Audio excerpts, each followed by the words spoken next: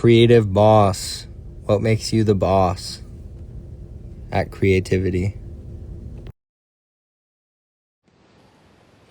It's just a name I fancied while I was picking a name for my personal brand, and I loved it.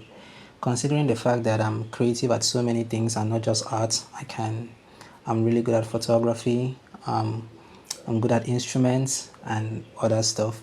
So I just needed something that can, take over all of that, and that worked perfectly fine for me. Sounds to me like you're a Renaissance man. Talk about the instruments. I'm assuming musical instruments. My dad sells surgical instruments, but I doubt that was what you meant by that. And talk a little bit about your photography too. What do you like taking photos of? Because obviously that's a broad field.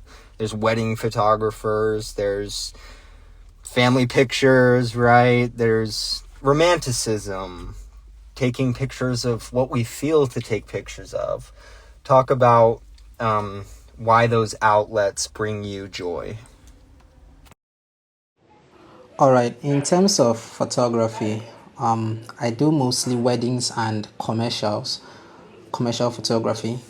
So for weddings, one of the main things that has actually made me fall in love with photography is the fact that it's not even just about taking the pictures, but it's also about preservation of the memories. Using my camera to take pictures has been one of a kind of experience that I've had for a couple of years now. And another thing is also the traveling aspect.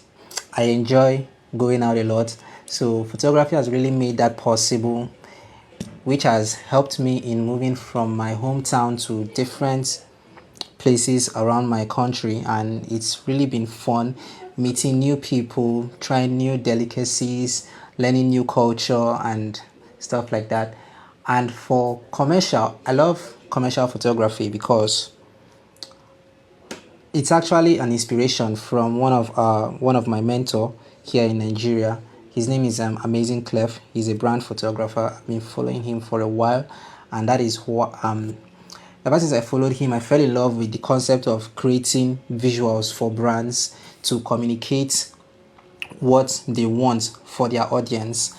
And that is how I actually picked up that niche, because I discovered somebody who actually does that, and it gave me so much joy. So in general, I love photography a lot. I love photography a lot. Just preservation of memories and creating something in your mind.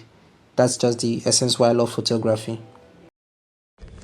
Do you find it helpful to work with a lot of mediums? Does that help you to be able to work through the creative process and learn from a lot of different experiences and so forth?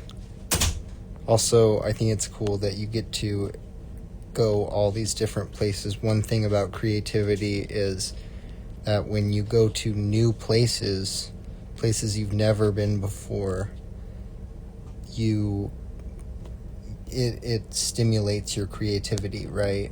And it enhances your creativity. So being aware of that has helped me to kind of, I don't know, just be intentional in new places and make art in those places, because why not, you know?